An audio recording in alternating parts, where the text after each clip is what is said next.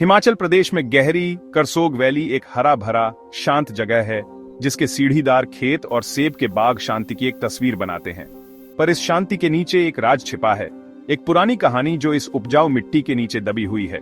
Valley की ऊंची चोटियां और बिखरे हुए गांव एक ऐसी हिस्ट्री की ओर इशारा करते हैं जो आज से कहीं ज्यादा पुरानी है। लोकल कहानियां एक शानदार शहर की फुसफुसाहट करती हैं जो अब मिट्टी और टाइम की परतों के नीचे खो गया है। खूबसूरत शांति सिर्फ एक बड़े और भयानक कहानी का कवर है। इस छिपी हुई पास्ट का सबूत हर जगह है, धाराओं के नामों में, पुराने मंदिरों के प्लेसमेंट में और खेतों में बिखरे हुए बड़े बड़े पत्थरों में। करसोग की कहानी दो हिस्सों में है, इसके लैंडस्केप का दिखाई देने वाला चार्म और एक खोई हुई सभ्यता की इनविजिबल विरासत। इस वैली को सही मायनों में जानने के लिए आपको सरफेस से आगे देखना होगा और उन कहानियों को सुनना होगा जो इसे सोल देती हैं। यहाँ हर पत्थर और धारा एक भूली हुई दुनिया की गूंज लिए हुए है। करसोग में पास्ट कभी दूर नहीं होता, ये इंतजार करता है बस आपके पैरों के नीचे। करसोग के बड़े बुजुर्ग पांडवों के बारे में बताते हैं जिन्होंने अपने वनवास के दौरान यहाँ एक शहर बनाया था, इतना बड़ा कि एक बिल्ली एक छत से दूसरी छत पर बिना जमीन पर पैर रखे कूद सकती थी। यह एक गांव नहीं था बल्कि एक हलचल भरा महानगर था जिसके घर एक लगातार छतरी बनाते थे। छत पर कूदने वाली बिल्ली की कहानी शहर के स्केल और उसके लोगों की नजदीकी को बताती है। यह समृद्धि, महत्वाकांक्षा और एक ऐसे समाज की बात करती है जो अपनी पहाड़ी किले में अजेय महसूस करता था। यह कहानी करसोग को महाभारत के महाकाव्य काल से जोड़ती है और इसके शांत खेतों को एक पुराने ड्रामा का स्टेज बनाती है। पर इस शहर की शान करसोग की कॉशनरी टेल की बस शुरुआत थी। पांडवों के शहर का एंड एक कैटाक्लिज्म के साथ हुआ। दो तेज नदियां, इमला और बिमला, जो लगातार बारिश से उफान पर थीं। ये नदियां मिल गईं और पानी की एक दीवार बन गईं जिसने घंटों में शहर को बहा दिया। बिल्डिंग्स अपनी नींव से उखड़ गईं, घनी शहरी बस्ती मलबे के ढेर में बदल गई। बाढ़ ने शहर को गाद और पत्थरों के नीचे दबा दिया, जिससे वैली का लैंडस्केप हमेशा के लिए बदल गया। आज के सीढ़ीदार खेत उसी पुरानी आपदा से बने हैं। इमला और बिमला नाम दो छोटी धाराओं पर टिके हुए हैं। उस दिन की याद दिलाते हैं जब नेचर ने सब कुछ वापस ले लिया था। यह बाढ़ करसोग के पौराणिक अतीत और उसके वर्तमान के बीच की डिवाइडिंग लाइन है। यह एक कड़वा सबक है।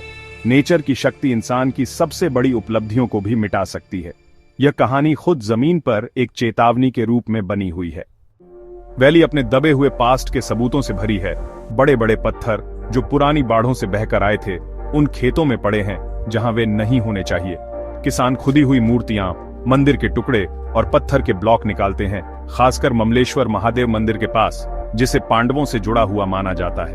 कुछ जगहों पर पुराने मंदिरों के टॉप जमीन से बाहर निकले हुए हैं।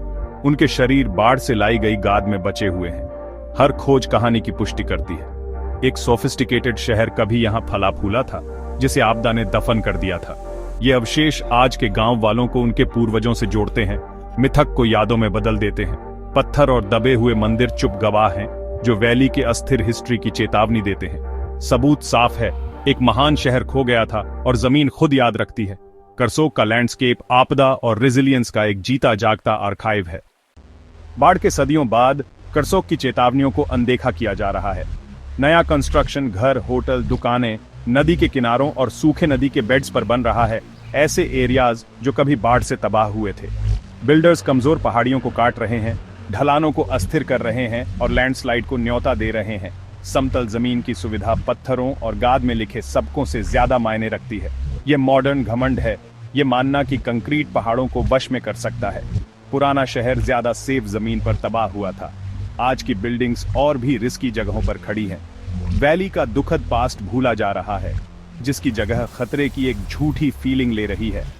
हम एक बार फिर किस्मत को आजमा रहे हैं, पुरानी जलधाराओं के भूत पर बिल्डिंग बना रहे हैं। नतीजे असली और बार बार होने वाले हैं। फ्लैश फ्लड्स अब अलार्मिंग फ्रीक्वेंसी के साथ हिमालय को तबाह कर रही हैं। एक अचानक बादल फटने से शांत धाराएं तेज तूफानों में बदल जाती हैं, जो पानी के बहुत करीब बने घरों को बहा ले जाती हैं। सूखे नदी के बेड्स पर बनी बिल्डिंग्स तबाह हो जाती हैं, सड़कें और पुल गायब हो जाते हैं और लैंडस्लाइड पूरे समुदायों को दफन कर देते हैं। बाद का नतीजा दिल दहला देने वाला होता है। खोए हुए घर, टूटी हुई जिंदगियां और ऐसा ट्रॉमा जो बना रहता है। हर आपदा पुरानी कहानी की गूंज है, पर अब तबाही दुनिया को दिखाई देती है। ये सिर्फ नेचुरल डिजास्टर नहीं है, इन्हें लापरवाही से बिल्डिंग बनाने और अनदेखी की गई चेतावनियों से और ज्यादा बढ़ाया जाता है। वही फोर्सेस जिन्होंने पांडवों के शहर को तबाह किया था फिर से हमला करती हैं, हमारी कमजोरी को उजागर करती हैं। साइकिल दोहराई जाती है, घमंड, आपदा, पछतावा। नेचर के नियम नहीं बदलते और हमारा खतरा भी नहीं बदलता। करसोग की कहानी सिर्फ लोककथा से ज्यादा है। यह हमारे समय के लिए एक चेतावनी है। पहाड़ और नदियां याद रखते हैं, भले ही हम भूल जाएं।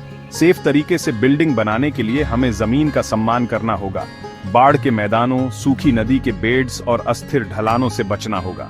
सस्टेनेबल प्रैक्टिसेस और लोकल विजडम जरूरी है। आदिवासी समुदायों को लंबे समय से पता है कि कहां बिल्डिंग बनाना सेफ है।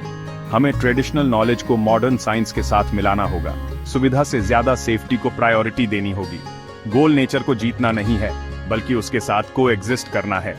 करसोग की कहानी हमें अपने लैंडस्केप और हिस्ट्री पर सोचने के लिए कहती है।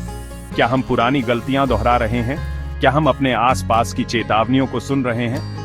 कलेक्टिव मेमोरी को फिर से जिंदा करके हम पिछली त्रासदियों को फ्यूचर की हेडलाइंस बनने से रोक सकते हैं। आइए पुरानी विजडम का सम्मान करें और एक ज्यादा सेफ कल का निर्माण करें।